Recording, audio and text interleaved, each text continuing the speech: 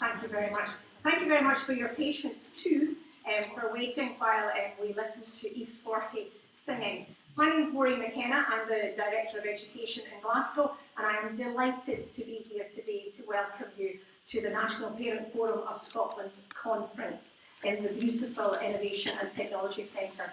Before we start, I'd like to run through a little bit of housekeeping with you. There is no fire alarm that's planned, so if there is a fire alarm in true organised fashion, you will leave in a nice orderly way. 2 exits up there and 2 exits down here too. There's to be no food and drink allowed in the auditorium, and as I was saying, at a conference, so if you put away the funds, oh that's right, the minister's funds. It's big screen hiding, so it doesn't really happen. I mean, it can't happen. And last week I was speaking at a conference at Parkhead for Children in Scotland, and I was told there that we had to start off with going through all the housekeeping and explaining about the designated smoking area. But, teacher, there's no designated smoking area. There is no smoking. So that's the rule. So just be clear, not in the building, out of the building, anywhere round about. You don't want to be a poor role model for children and young people, so there will be no smoking. I'd like to thank the entertainment that we had this morning. There was the Glasgow School String Orchestra welcoming you as you came in. We have young people from Holyrood Secondary School helping us today, and of course the lovely singing was provided by the choir East 40, which is made up of children from a range of schools from the East End of Glasgow, and the songs that they were singing were songs they'd written themselves, co-authored as part of their curriculum, and that they also put up on iTunes, and they sell them for charity. So it started as a Games Legacy project, and it's just going from strength to strength, building a strong community in the East End of our city. So I'm sure you enjoyed their entertainment this morning, and I'm very grateful for them to come out on a Saturday morning. I think before we start, it would only be right for us all to take a little moment of reflection on the terrible, terrible tragedy that is unfolding in Paris this morning. Our hearts, and I know your thoughts too, will be for those families who have lost loved ones, for those who have died, and for those who are currently critically injured in hospital. A terrible, terrible day, I think, for us all in Europe. And in fact, on my way in this morning, I was texting between myself and our languages person, granting compassionate leave to our modern languages assistants who come from Paris to allow them to go home to spend some time with their family. So if we could take just a little moment of quiet reflection.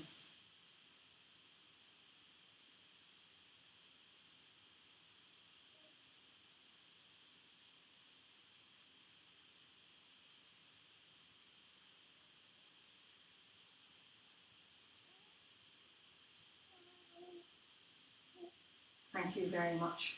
It's been greatly appreciated. I'm sure our thoughts and prayers are with all today. It now gives me great pleasure to introduce the Chair of the National Parent Forum of Scotland, Ian Ellis, MBE, to welcome you to today's conference. Thank you.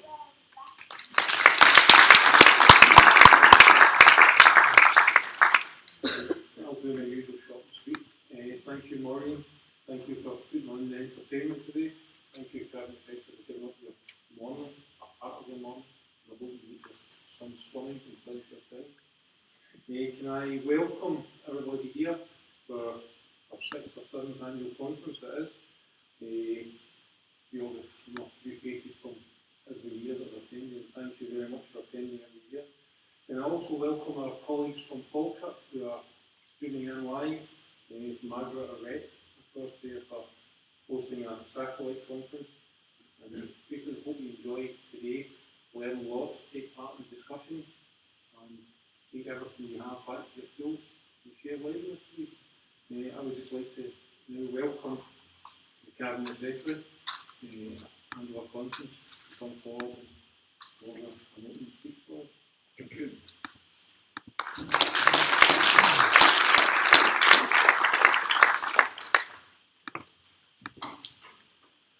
much, Ian, for that introduction, and welcome. I'm very grateful to the National Parent Forum for Scotland for inviting me here this morning to give the opening address. It's not my first time here. I was here 2 or 3 years ago, but in a previous capacity, I think as the Children's Minister. So it's actually more than a few years ago. Also, big thanks to Maureen for her words of reflection this morning. I'm sure we've all got up this morning and more than usual appreciate what we do have in our own lives. And a massive thank you to the young people in the String Quartet and to E40 for their fabulous welcome this morning. And certainly music always lifts our hearts. All of my experiences, whether it's my own education, my work as a frontline social worker, whether it was my 10 years as a local elected member or councillor in West Wales, or my experience as an MSP representing constituents, and my experience as a minister over now a range of portfolios, are all experiences that have helped to shape my vision for Scottish education. But there is one experience, and that's the experience of being a parent. And that experience matters too, and in some ways that's the experience that matters most. Because fundamentally, what I want for my son, what we all want for our own children, is that they're hale and hearty, and that they achieve success both at school and in their lives. And as a parent, I want to be secure in the knowledge that my son's teachers believe in him and that everything will be done to ensure that he reaches his full potential. And as parents, we want to feel confident that the government takes education seriously and treats it as a priority. So today I want to reassure you that this government does indeed do that. And as the Education Secretary, I am absolutely determined to ensure that all our children get the best possible start in life. I want to be able to say with confidence that there is no better place in the world to be educated than here in Scotland. And I want to know that this claim holds true for all our children and young people, regardless of their backgrounds or circumstances. Now, despite the fiscal challenges of the last 8 years, education in Scotland has made real progress. Now, under this government, 526 schools have been rebuilt or refurbished. This year saw a record number of higher and advanced higher passes, and also we have record numbers of our young people receiving qualifications relating to wider skills for life and work. We have more students staying on at school until 6th year, made possible for many by our retention and now extension of the Educational Maintenance Allowance. And through developing the young workforce, we are ensuring that all young people can undertake relevant work-related learning as part of their curriculum. And we know that fewer young people are leaving school with very low or no qualifications. We also know that more than 9 out of 10 of last year's school leavers were in employment, education or training 9 months after leaving school. And we have a larger proportion of the population who are educated beyond school than any other European country. So in every part of this country, Scotland has good schools, good teachers, and our young people are good learners. And that success does not happen in a vacuum. The role that all of you play as parents and carers is absolutely central. And I know that many of you will also be involved within your school, your local authority, other organisations that don't just benefit your own children, but are to the benefit of many children. So thank you for all that you do, and for all that you continue And thank you to the National Parent Forum for the important role that you play in helping to develop new policy and practice in education. And the forum makes sure that the voice of parents and carers is heard loud and clear at all levels of government, and as the Education Secretary, I really welcome having the forum involved, engaged, and constantly keeping us on our toes. But while most of our children leave school with strong skills, we also know that there is a gap in attainment between children and young people from the least and most deprived backgrounds. Closing the gap is my and the First Minister's key priority, and I want to outline some of the activity that we are undertaking. So there's £100 million over 4 years going into the Attainment Challenge. That is now benefiting 21 local authorities and more than 300 schools. We are funding attainment advisors in every local authority area. There's a Raising Attainment for All programme. 383 schools benefit from the £1.5 million Access to Education Fund this year. And through the Education Scotland Bill, a statutory duty on councils to narrow the attainment gap and to report to Scottish Ministers on progress. But also that duty applies to Scottish Ministers, and we too will have to report to Parliament on progress. We should continue to make space for innovation and new ideas, but given how precious resources are in these difficult times, we must always assess whether what we do works, and we must focus relentlessly on factors that most influence attainment and achievement. And that's the quality of learning and teaching, it's teacher professionalism and leadership at all levels in our education system. Good quality data and information, again, at all levels, that supports effective assessment of children's progress. But looking at the evidence, one thing stands out above all else, and that's if we want to create change that is sustainable for the long term, we must ensure that parents, carers, families and communities are involved and included not just in their children's education, but in the whole life of their local schools. And as many of you will know, next year will mark the 10th anniversary of the 2006 Parental Involvement Act, and we've made important strides since then. We now have school handbook legislation in place, and we can recognise the vital contribution played by the National Parent Forum in making that happen. We also know that there are some excellent examples of high quality collaborative relationships between schools, parents and communities. And 10 years is an appropriate juncture to pause and consider what more we can do to ensure that we have in place the right building blocks to forge a true partnership between schools, parents and the wider community for the future. So I'm therefore delighted to announce today that starting in early 2016, the National Parent Forum will conduct an in-depth review into the impact of the 2006 Act and our wider Scottish policy framework on parental involvement. And the review will involve consultation and discussion with parents, teachers and pupils. It will reflect on the significant shift in the landscape since 2006. It will include a call for evidence and a final report to ministers. And it will lead to a set of recommendations on what we need to retain, what we can strengthen, and what we need to add to the mix in terms of our national policies and plans. And the review will engage as many parents as possible. This will include parents from a wide variety of backgrounds and circumstances, parents of children with a disability and parents of children with additional support needs.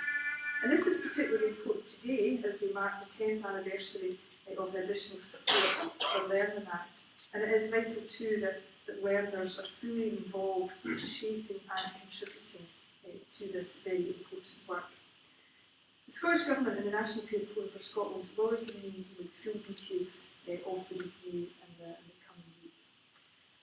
I mentioned earlier that it's important that we know what works As parents, it is vital that we have a good picture of what our children are learning in school, what we can do to support them at home and to know how they're progressing.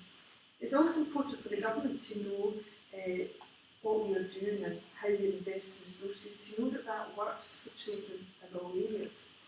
And that's why we are developing a national improvement framework, and today's event is one of a series to help shape that framework.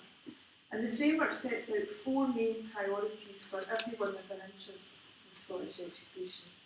The first one is to improve attainment, specifically in reading, writing and numeracy, to close the attainment gap between the most and the least disadvantaged children, to improve children and young people's health and well-being, and to improve sustained school leaver destinations for all young people. And as part of the framework, we intend to introduce standardised assessments. Rightly, there is a great deal of interest in this aspect of the framework. So I want to be very clear about what the assessments will and will not mean for children and parents. The assessments will not mark a return to the high stakes testing of the past. They will not be used in addition to the assessments already being used. They will not increase pressure on children, and they will not force teachers to teach to the test or take a narrow approach to the curriculum. They will provide a level of consistency to help teachers judge whether or not a child is achieving the required level. They will help to support and reinforce teacher judgment, and they will help to provide parents with the information that they need. But the assessments are just one part, albeit a very important part of a much wider improvement framework. And as I've made clear to the Scottish Parliament's Education Committee earlier this year, attainment includes achievement in its broadest sense, the acquisition of valuable skills, knowledge and attributes needed to succeed in life. Which brings me to the Developing Young Workforce reforms, where attainment and achievement come together. Developing the young workforce is bringing about a major change in our children and young people's experience. It brings about a richer blend of learning, supporting employers to play a much more active role, investing in our future workforce, helping them to make informed and ambitious choices about jobs and careers. And I'd like to thank Ian and the National Parent Forum for your significant contribution to this work through your membership of the National Advisory Group and your work to develop very practical advice and support to parents. And I know that a great many parents will appreciate your World of Possibilities publication, another excellent contribution to your Nutshell series. Schools now have new standards on careers, education and work placements. We have a national guidance on school and employers partnerships. The next step is to improve the quality and consistency of learning around work and careers, and to open up more opportunities for children and young people by bringing employers closer to schools. And developing the young workforce is helping us to realise our original ambitions for curriculum for excellence. We should keep up the pace of those reforms. And we know too that there are strong links between health and well-being and children's achievements in learning. This is why we're investing over £95 million of funding over 2 years to provide free school meals for every child in primary 1 to 3, saving parents around £380 a year. This is why health and well-being sits at the heart of curriculum for excellence and embedded in all schools. Scotland's approach to the curriculum, learning and teaching provides an excellent platform for our young people to reflect on the choices that they make in relation to food, exercise, relationships and behaviour, and a platform to support our young people to develop strategies to cope with the feelings and emotions that they experience, a platform to recognise the role that family and the wider community play in people's learning also. And I have no doubt that this kind of learning will have a positive impact on attainment and achievement. All of these themes, whether it's parental involvement, sustained and positive destinations for our young people, health and well-being, will play a vital part in improving attainment and achievement for all of our children and young people. And today's conference is about exploring these themes in depth, reflecting on what we have learned and achieved in recent years. It's also about looking to the future, looking to see what we can achieve by working together. As Education Secretary, I want policymakers, schools and authorities to be thinking about what more we need to do to include and involve parents, families and communities in children's learning. So how can we make it easier for busy working parents to engage? What more do we need to do to include hard to reach, or more accurately, easy to ignore families? How do we ensure our schools really are at the beating heart of their communities? And what information should you as a parent or carer be able to expect from schools about your child's progress? So your views, your experiences, your knowledge and your ideas are absolutely crucial to our ambitions to make Scotland's education world class. And I look forward to hearing your views, not just today, but as we go forward in the future working together. Thank you very much.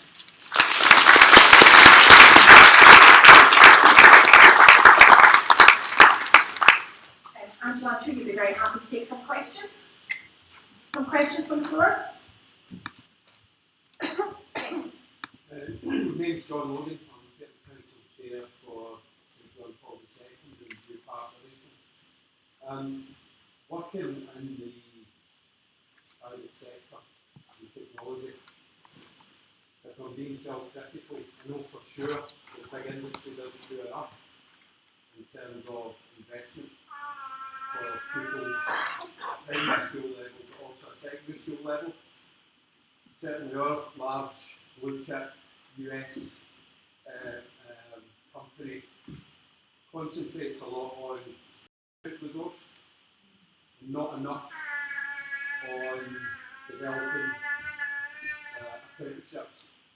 So I'd like to know how we can drive that up as a goal and a target. Does that make sense? Yes. That makes perfect sense. If I could just say something broadly about the ICT sector and the digital sector. I mean, what we currently know is that there are 11,000 shortages of skilled labour needed in that sector. We also know that it can provide opportunities for quite flexible working. We also know that the average salaries for people working in ICT are 50% higher. And we also know that children and young people, despite being voracious users of technology, can have a reticence to studying the formal qualifications, actually at every level in our education system. So a lot of the work that we have commenced in and around the introduction of the new hires is actually really taking a keen look, and as well as the broader work of curriculum reform, about how we teach, what we teach, particularly in and around ICT and technology, because this should be one of the most inspiring and exciting areas of study. And if we're not connecting with young people to study an area, a subject, a matter that has changed our lives beyond recognition and will continue to change our lives at a pace that we probably can't even imagine. I heard Chris van der Kuil speaking this week, and he said he reflected on how we're now in a period of fast as ever change.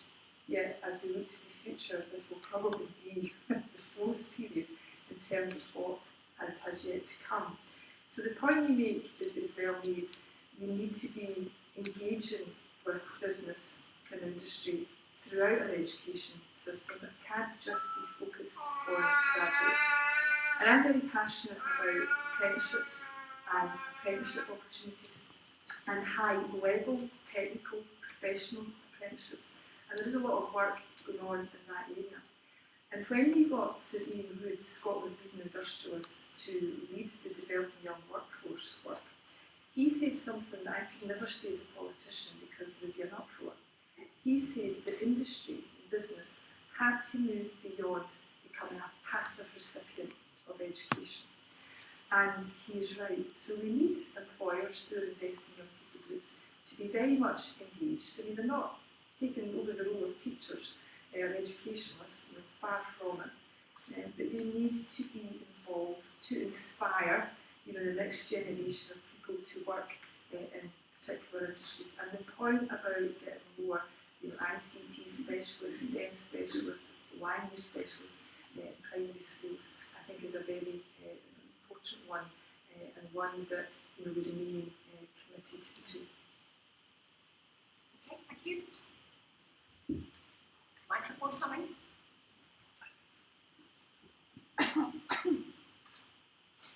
I think it's very interesting Can you that. tell us who you are Oh, first? my name's Penny Lewis. I'm from Grove Academy Parent Council.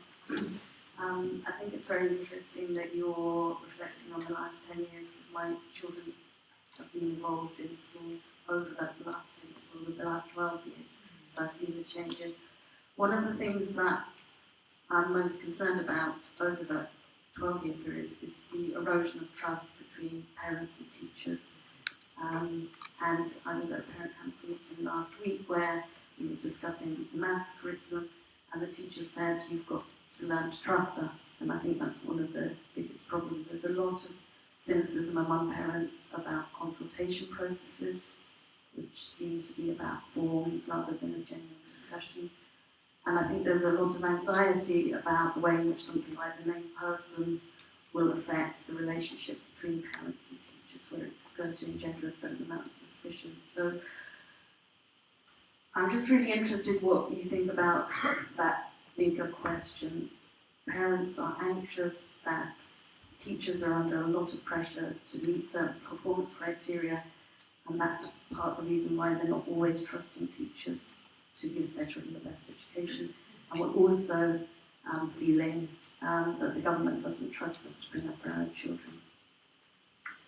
Well, thank you for that question, Patty. I mean, first and foremost, I'm a parent myself, and I'm not going to stand by and let anyone interfere with my rights as a parent. So I most certainly would not be standing here advocating anything that would interfere with my or your rights as a parent. I am firmly of the view that the named person provision does not interfere with the rights of parents.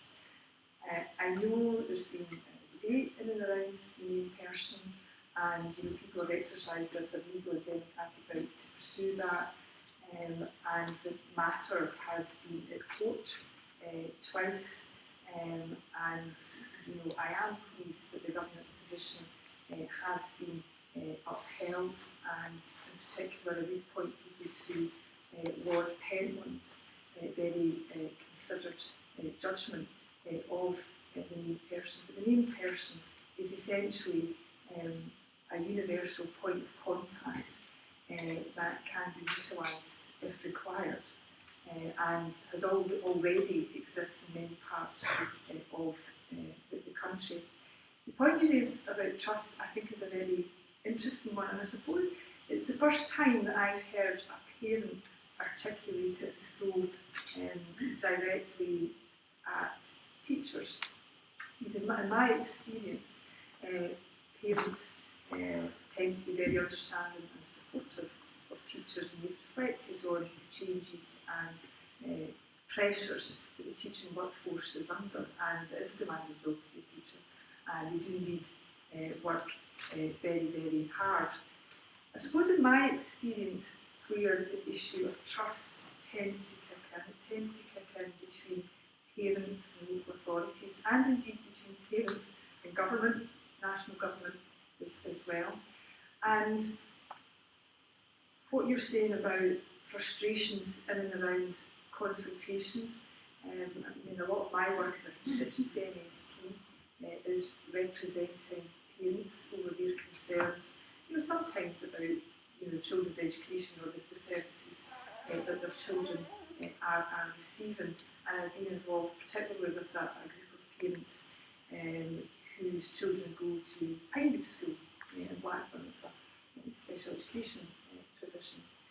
So I recognise that while local government officers, educationalists, government, it's not deliberate, it's not a conspiracy that we're trying to batter on with our own way, but I would accept that we don't always communicate the parameters of consultation, which can lead to people feeling that they're not really consulted and that their input isn't meaningful. And I think we do have to get better at how we consult and engage with parents. And I suppose in my speech today I've spoken about that at a school level, and all the evidence shows about the positive impact that has on attainment. But there is a much broader point about how parents feel they're included and listened to within a local authority, and also in terms of engagement from the Scottish Government. So I'm hoping that we can get off on a good foot in the work that actually will be led by the National Parent Forum of Scotland in terms of reviewing the Parental Involvement Act 10 years on. So hopefully you will aim to be exemplars in best practice and consultation, and hopefully regain some of that trust that you spoke about.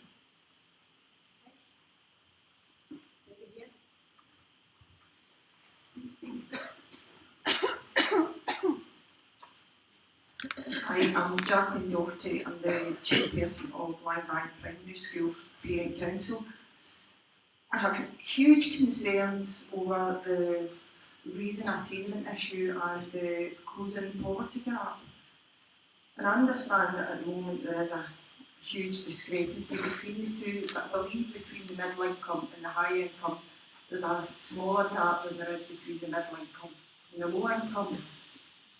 But many of the middle income families have been hit hardest under the current government, with many of these families being £4,000 a year or more worse off. These families are far from being seen to live in poverty, however, they may not have any disposable income. We're currently bombarded with information now. We know that for your child to achieve, to attain, to go on in the world of work and to be as successful as it can be, it's not just the education, reading, writing, it's music, it's sport, it's PE, it's health and well-being. A lot of the money is being put into the areas where there is poverty, and I understand that. But my concern is this middle income group and actually the attainment of their children, is there going to be a bigger discrepancy between, are they going to, effectively their attainment is not going to increase at the same speed as all the others, because for many of the families, myself included, we made the decision. You see, a huge thing is family engagement. We made the decision, the right thing for us was for me to give up work, to be at home, so that I can fully engage with my children, fully involved in all aspects of their education. But that came at a cost. It came at our disposable income cost. We can't go out like many high income families. We can't go out, we can't give them the music lessons that they want. We can't take them to every sports club, to sports activities. These are doors that have been closed to many of these families. And there's an increase in pressure for myself to go out to work to pay for these things for our children. At which point, the whole family engagement thing that I gave up work to be involved in is closed to me. There's added pressures and added stresses. And I just worry, what's going to happen? Are we going to look at that group? Are they the ones that are going to start, their attainment's going to start to reduce? Because let's face it, there's not enough money in education to pay for good quality. Your music depends on whether you've got a talented teacher in the school. If you don't have a teacher in the school who's good at music, there's no extra money for it. We fought for it in our school. There's no extra money to make sure they get this provision. And there's been all sorts of research into the fact that music helps raise attainment, the rhythm, and so on. Sports facilities, we're told also that our children are more likely, boys particularly, if you get them engaged in sport, they're less likely to go on and be involved in drugs as they get older. If you can't afford to take your children out and get them involved in sports activities, they don't get that engagement in school either. Once again, we've got the toss up, do you want to get books or do you want to pay for the lines in the gym hall for your children? basic things. Our children are supposed to get 2 hours quality PE every week. They're not getting it because actually the facilities are poor. But then, I mean, we've had parents who've said actually there's a school down the road that's in an area of poverty. I just want to know. Find a wee question. Right, I just want to know how are you going to monitor the reason attainment and the gap between, how are the middle income families going to be affected? And actually, that's a really good point, because one of the things that we're not doing, and if I can compare what happens south of the border, when you're talking about the attainment gap south of the border, there's two categories. So it's a bit like on one side there's those that are more affluent, and then there are ones on the other side that are less affluent. And that's really, really one if you just look at it in terms of two categories. And actually, if you have that mindset, that's your way of looking at the statistics, if you like. Actually, it will be easier, south of the border, to show that the gap is closing. But what we're doing is actually we're not doing that, because we're taking a more finessed, sophisticated approach. And I know people debate about, and I'm at the risk of boring people about statistics. People rightly debate about the Scottish Index of Multiple Deprivation. It's a very blunt tool, but it can be used in a way that talks about deciles. So actually, we'll be looking at 10 groups. We'll be looking, yes, at the 10%, 20% most disadvantaged compared to the 10 and 20% least disadvantaged. But we will be able to take into consideration and look at across the piece. Now that will make our job harder in terms of demonstrating the progress we're making to close the gap, but it is a far more meaningful way to do it. And I've always been very careful, while I myself am a working mum, I've been really careful, particularly around the debate about early learning and childcare, because while the advancement and increase in the hours around early learning and childcare is now rightly being articulated as much as an economic policy as it is one targeted at the needs and development of our children, I've always been careful to be a defender of choice for parents, and that we're not corralling women to go back to work, and that it needs to be about choice and individual families, and that is crucially important. And it's also an issue for fathers as well as mothers. I don't think fathers have as much choice, and that's a lot to do with the culture that we live in this country as well. And absolutely, yes, we are focusing on literacy and numeracy, because it's a gateway to all learning. But the point you make about health and well-being, I hope you heard that I had reflected upon that in my speech. And as the mother of a son, I do indeed know that he needs to run around, vent off some steam, have a good play in the playground, and that helps him concentrate more with the task at hand.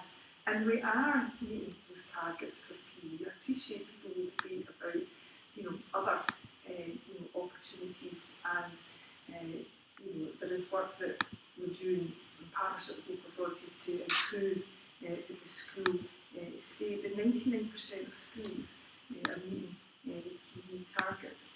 And the point you make that yes, music, the arts, sport is crucial to attainment. And that's why it's one of the many reasons we've embarked on this journey called Curriculum for Excellence, to enable schools and local authorities to have the flexibility. And I think, in terms of the experience of education that children now get, I think it is vastly improved, in the way in which children own their education and their learning, and the confidence that children have. I think it's probably the biggest change in education since I was at school. But have we still got a journey to travel? Yes, indeed, and we're never going to demur from that. We're just determined to get on and make that journey, and to make that journey a partnership.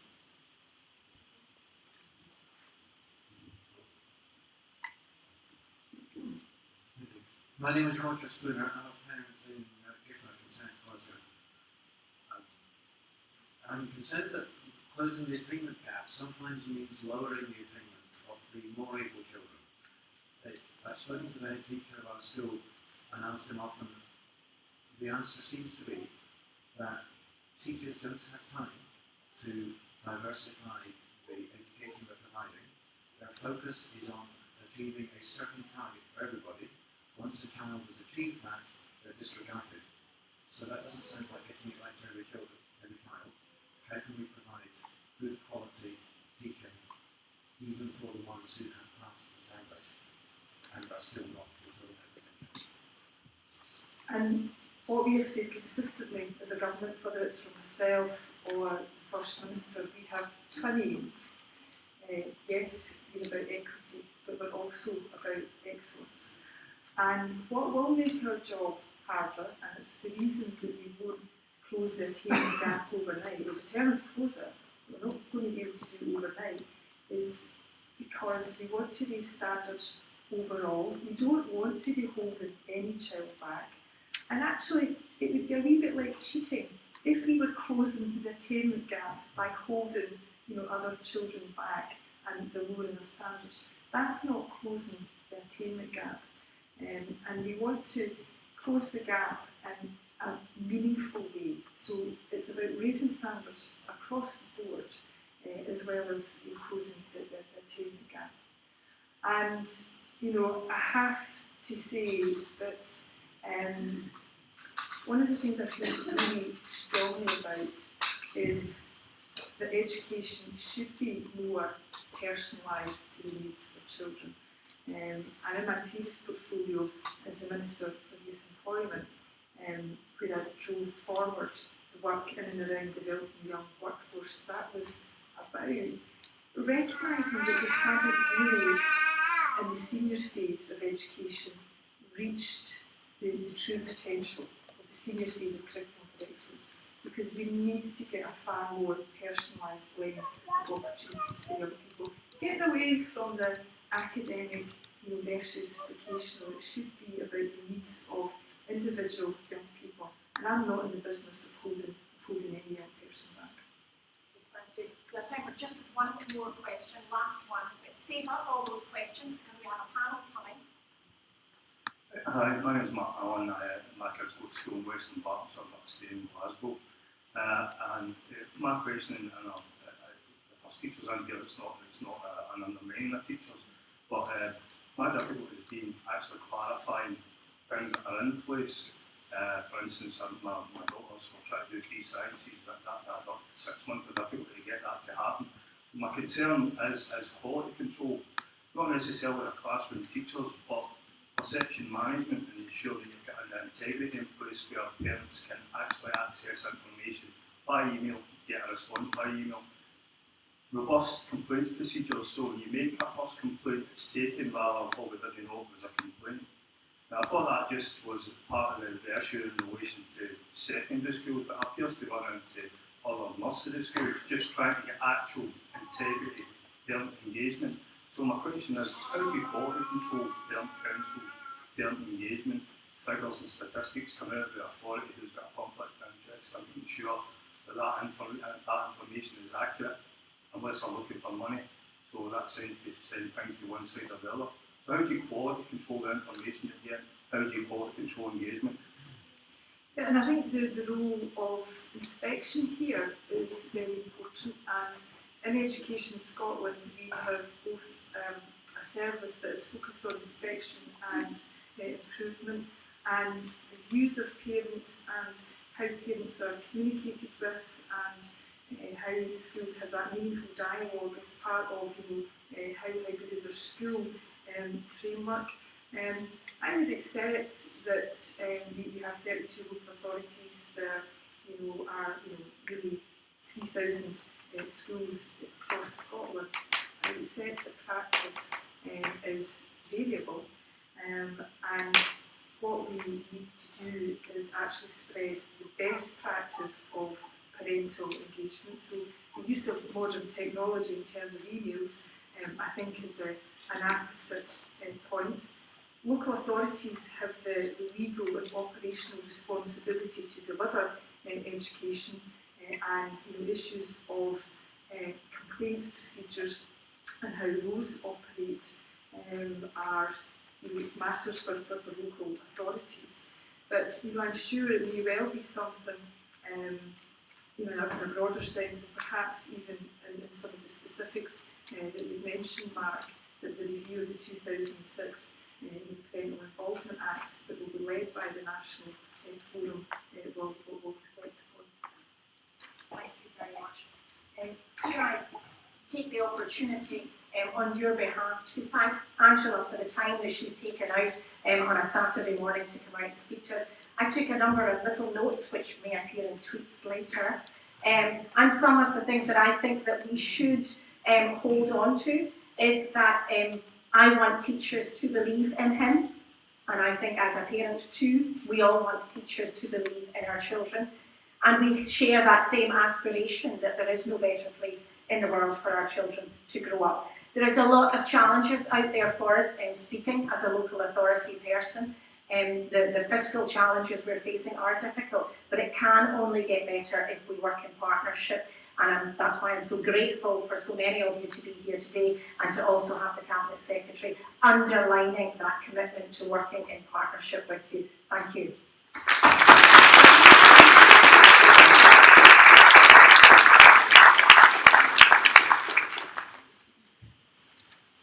So while the Cabinet Secretary is leaving, could I invite the panel?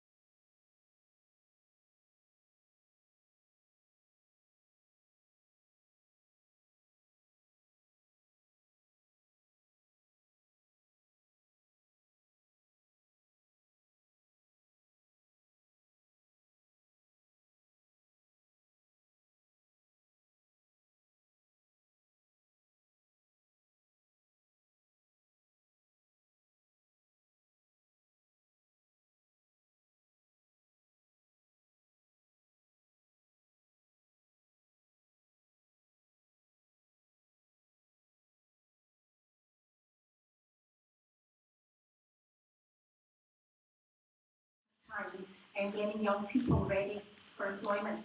I don't think we spend enough time getting employers ready for young people, and I think that's what we need to do, and by bringing the businesses into our schools to start to engage with young people, because they need to learn. And I think it's just because I thought you articulated it very well, it's because the businesses don't understand what value young people can bring straight from school. Oh, you want to hold that question for the panel? I know you're just itching to do it.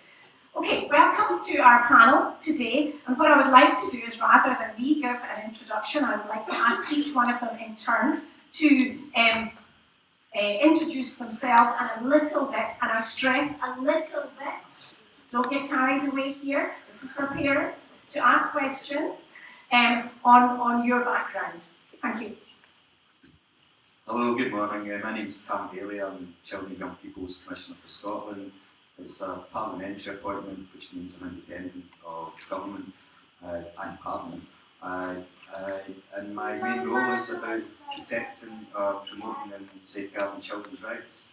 So it's a very wide-ranging remit, of which education is absolutely central to the realisation of children's lives. And I'm delighted to be here. Thank you. I'm John Allen. I'm a policy manager in the Scottish Qualifications Authority. This is my 6th or 7th appearance at the annual conference. It's been interesting how that's changed over the years, and I'm looking forward to hearing questions and responding to them this morning. Thank you. Good morning, everybody. My name is Alan Johnston. I'm a Deputy Director for Curriculum Qualifications in Gaelic in the Scottish Government. So, part of Angela Constance's team, advising her, working with stakeholders to try and take forward objectives in this area, and my colleagues Craig and Heather are here today too. Now, to say we as the Cabinet Secretary announced, we're to be doing, or NPFS is to be leading a review of the Parental Involvement Act. That's really a broad thing about the whole framework for parental involvement. I'm so interested today just to hear the things you're saying that will shape that act, shape that review, the things that we learn through that, take forward through that process. Good morning, I'm Carol Copstick. I'm the lead officer with Education Scotland for the National Improvement Framework, and previous to that I was a Quality Improvement Officer, and before that I was a primary head teacher. So I'm a primary one teacher to trade really. Okay, thank you very much. Can we start with some questions? Thank you very much. Here we go. Hi, I'm William Rutherland. I'm parent of two children with disability who are both actually excellently supported in quite different educational environments. And my question around the National Improvement Framework is looking to see what steps are going to be taken to make sure that children with disability are not excluded in the process. Okay, I'm going to ask Carol to answer that one. You don't get a choice actually, I'm just going to pick. Thank you very much. Good morning. Morning, my small boss.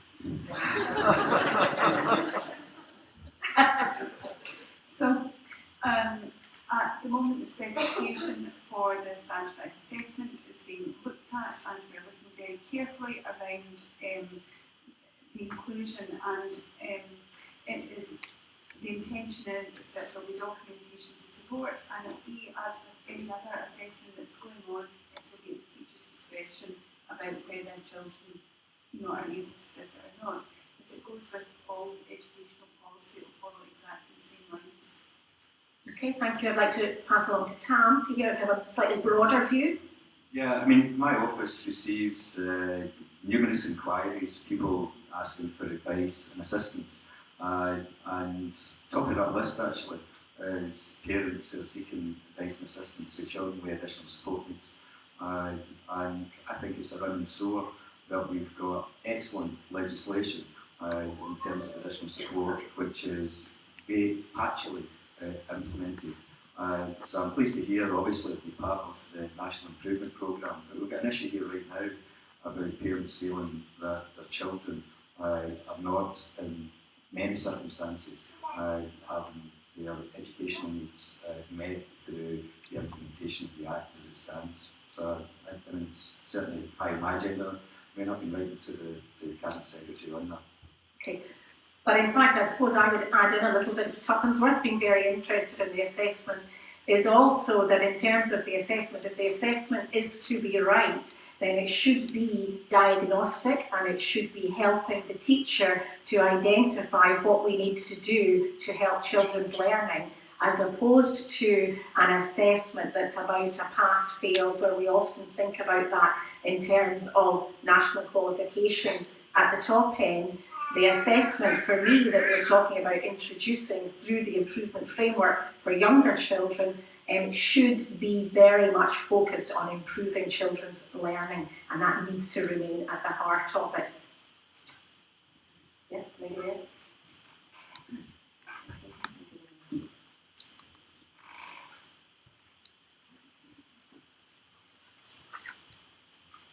Thank you very much. My name is Lucy Sumption. I'm a parent of a child in Argyll Butte, in Scott Hillcliffe High School, and it follows on from this question about additional support needs.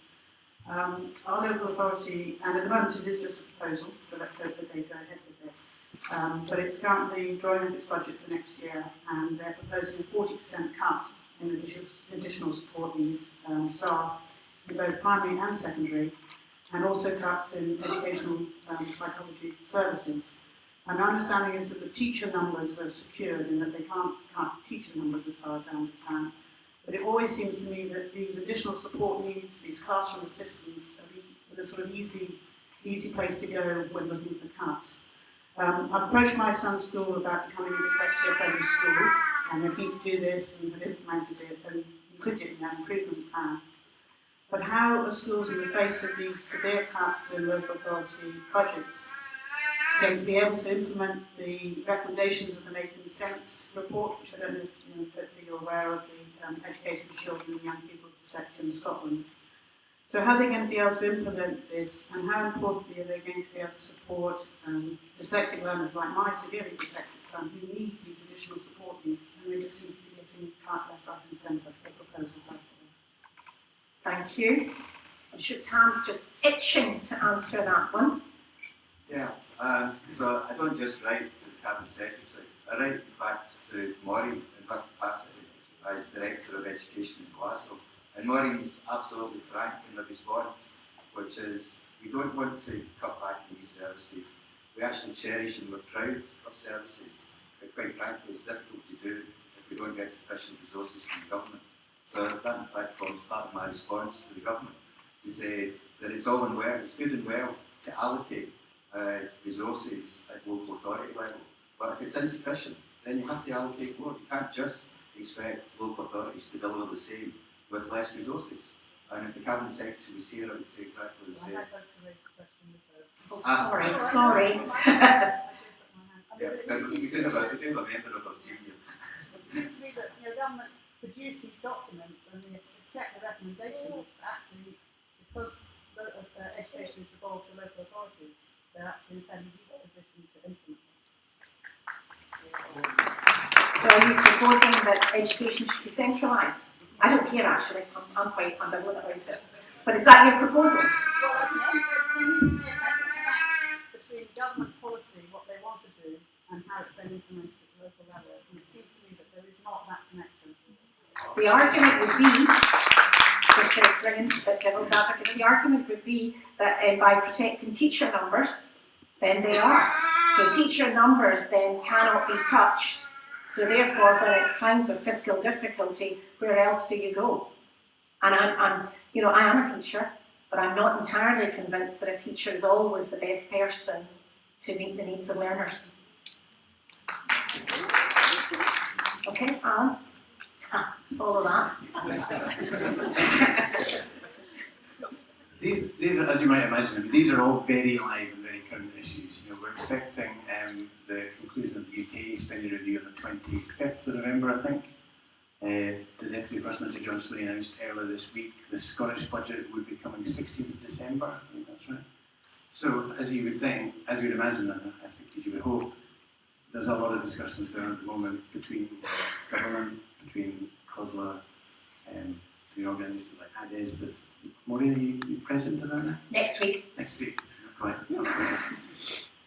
On these very difficult issues, the government's made its position very clear on issues of additional support needs, but entirely recognises the financial constraints, the financial challenges that local authorities are facing. There's no easy answer to that. The Scottish Government, the Scottish Bloc, is a set amount of money that comes from the UK.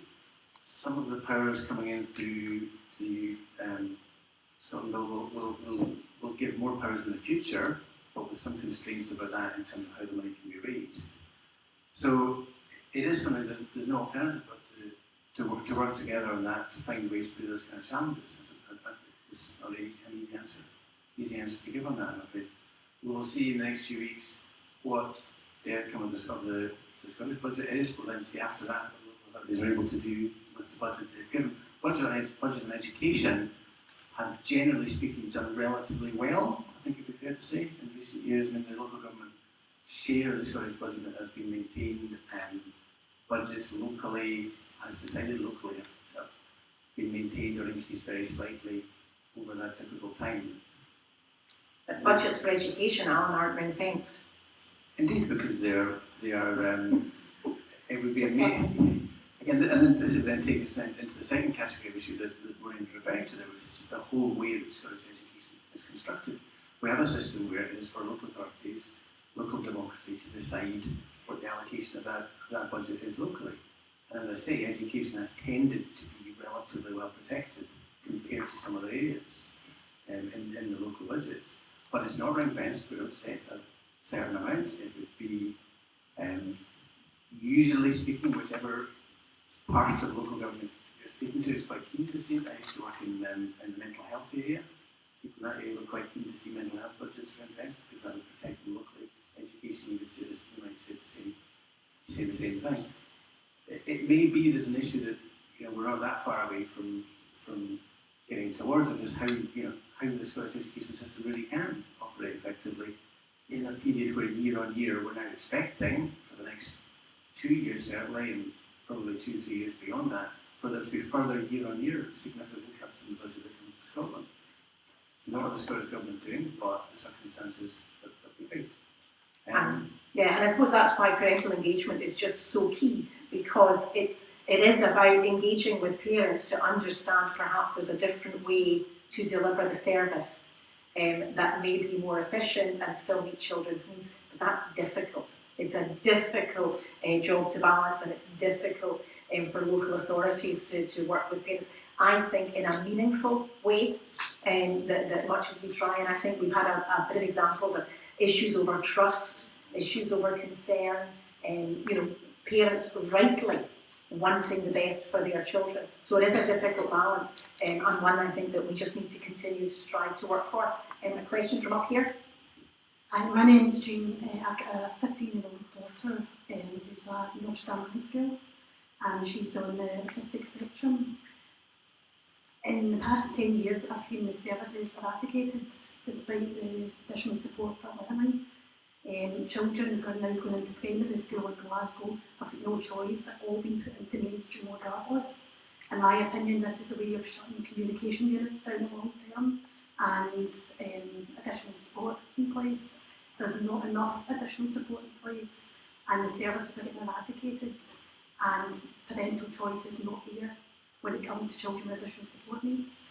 When it comes to things like joint support teams, parents are often excluded, not allowed to take place, and their voice is missing. That the legislation that's in place, Glasgow is doing the complete opposite, that parental choice is not there, and it's going against legislation that ideally, children would be mainstream, but in Glasgow, all children are mainstream regardless, even the children who cannot cope. Okay, thank you. I think that might be directed at me. I suppose it's not for me to talk about Glasgow here, because that's not what today is about.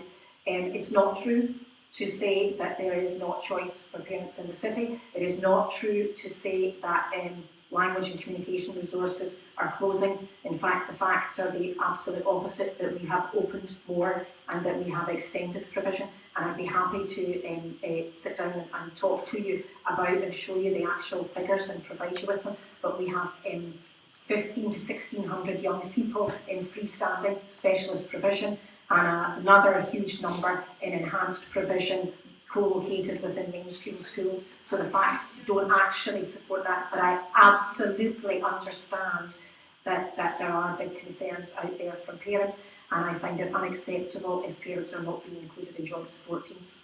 Okay, so can you take another question? I'm Alfie Weston Barnes from the kids' school, but I've also volunteered in different things in Glasgow. One of them was community planning. And in community planning, I found, in terms of education, it was always people who didn't get support needs in education that ended up going into difficult situations, or going into further education where they had to get further education because they didn't get the support in the school. So if I could direct some questions at the panel, and that's, I'm assuming that's across the board to Scotland, not just yourself. And I think to answer the question without saying we've not got enough money, or it's because of money, and just give us a strategy and a solution. To the Children's Commissioner, can you tell me how many complaints have actually got to you, and you've actually processed and then went through to, and I'm going to ask each one, you can all answer, and how you got to through. In terms of education in Scotland, when do you think it becomes a conflict of interest for teachers to be inspecting teachers? And how many non-teachers have you got going out carrying out paid inspections? And for the Minister in relation to Gaelic, if you could tell me, you've got a Minister for relation to Gaelic, or the Officer in relation to Gaelic, fantastic. And relation to the point brought up with one of the other colleagues there a minute ago, who does the same job for support needs, who does the same job for promoting equal access for music in schools, not just for people who are academically doing well, but people that are making an alternative solution. Is that 3 questions then, I think we're at? I know. I don't want to walk the time. I don't have powers of individual investigation. So when individual parents come to me it makes life quite difficult. I am going to be receiving additional extended powers, which are meant to commence in April, and we're expecting an influx of hundreds of complaints. Many of them will be premature because actually they should be dealt with at local level. But the instances I was talking about were coming from at least 6 local authority areas. Some of them were groups that were acting, some of them were representation on behalf of a number of parents, some of them were individuals. But we wrapped that up in terms of a general issue, which is the lack of consistent implementation on additional support for learning. And I fully expect when there's individual, when I get the power of individual complaint handling, that will form a very significant part of the traffic that comes to my office. Sorry? Yeah, it's meant to commence in April, but we've not got the resources yet. I suffer from lack of resources as well.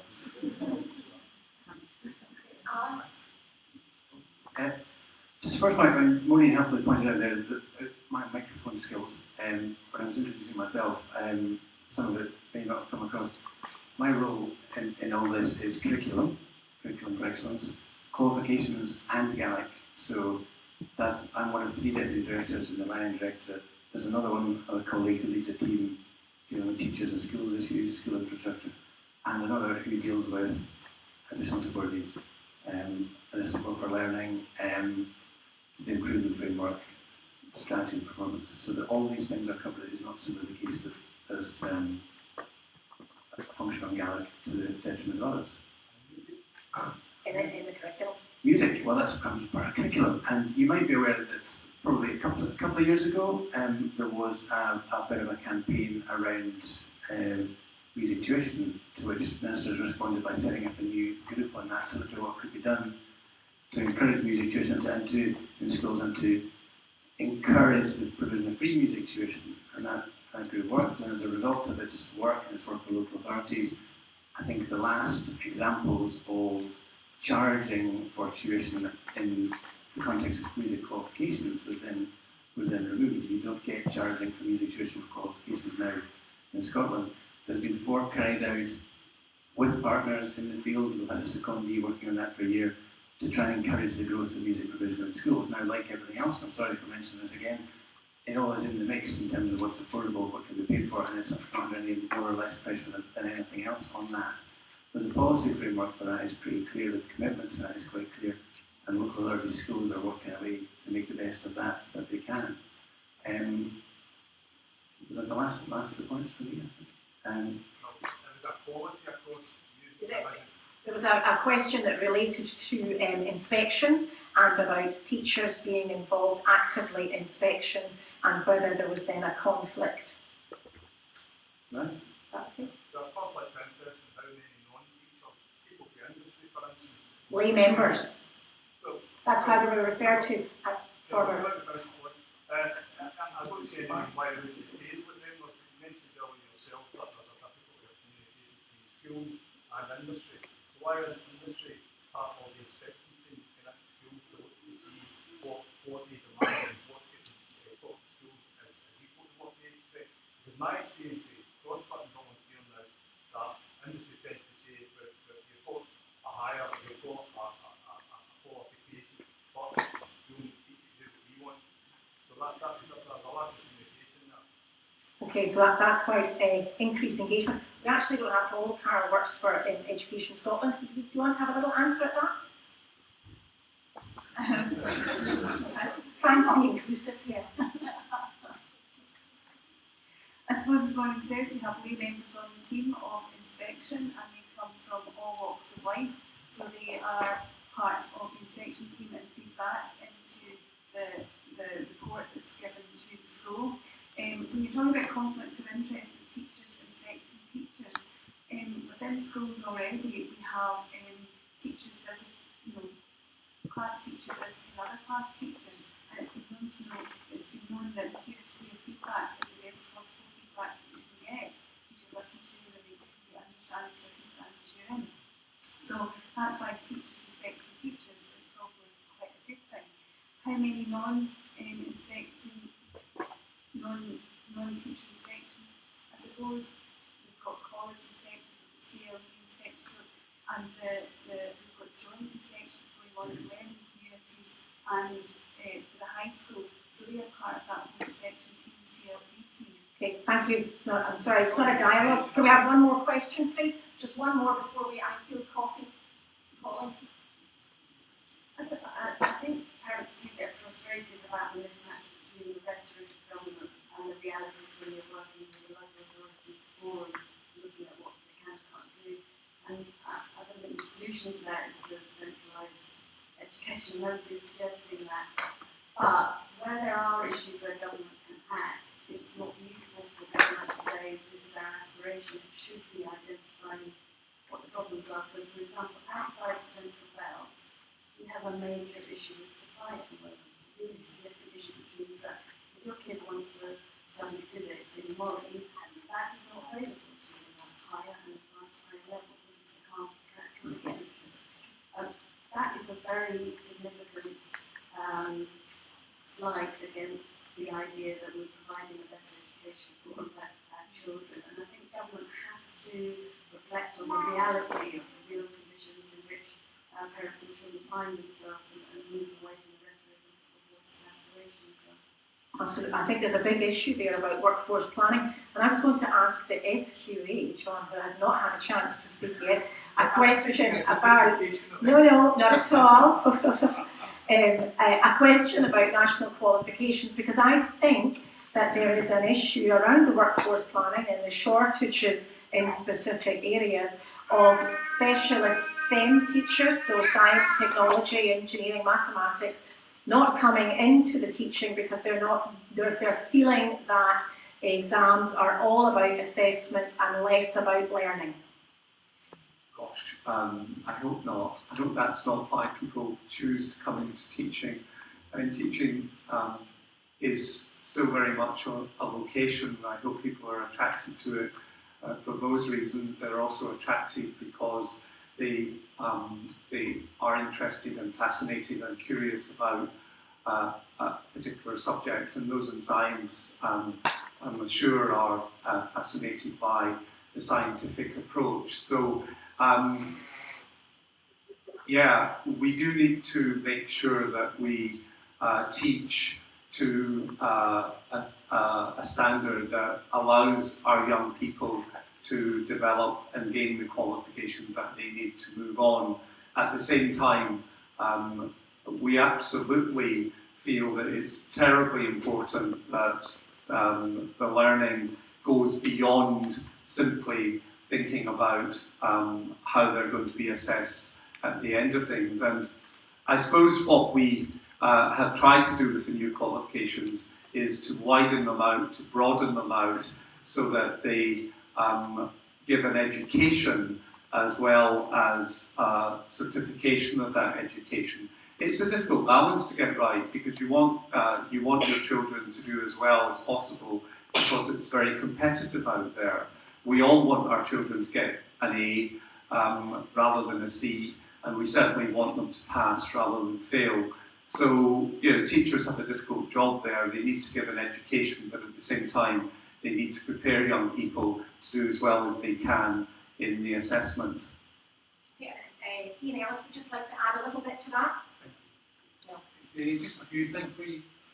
It's not just yourself who's got a problem with supply. I think you'll think Glasgow's got a problem with supply and everybody else has got a problem with supply. It's a huge issue. Ourselves, last week I had actually a meeting with the learning director at Perth Village on that to discuss that situation and other situations. And I've also hit the word, I managed to miss my meeting, apologies for that. But we have actually held a meeting with other parent organisations on around the ESN stuff, and we wrote to Tam, who we've been working with them on this and sent letters. So we are meeting with these specialist people and raising the big issues across Scotland on education, probably behind the scenes behind those, but we are really forceful, and probably Alan probably vouch for that they can be very vocal, and we're really pushing to say, look, teacher numbers are very important. The support we get for kids for ASN is very important, and we really need to be pushing to make sure we get that. Okay, thank you very much. Just like to finish off with somebody from Inquire. Yeah, no, it was just really to say, because it's a lot of the questions have been about additional support for learning that inquire who we are, we're the additional support for learning service in Scotland. We provide advice and information on the framework. We take about 1,500 inquiries a year, about 80% of those are from parents, and really the advice we're giving is, yes, it's about the legislation, but it's also about how individual parents can work with the school to get that right support in place and what the next steps are. So it's really just to say that for the parents who have got questions, we are there. We're outside in the marketplace, and we've got a workshop here too. Okay, thank you very much. Can I thank the panel on your behalf for that, and thank you too for your fantastic answers.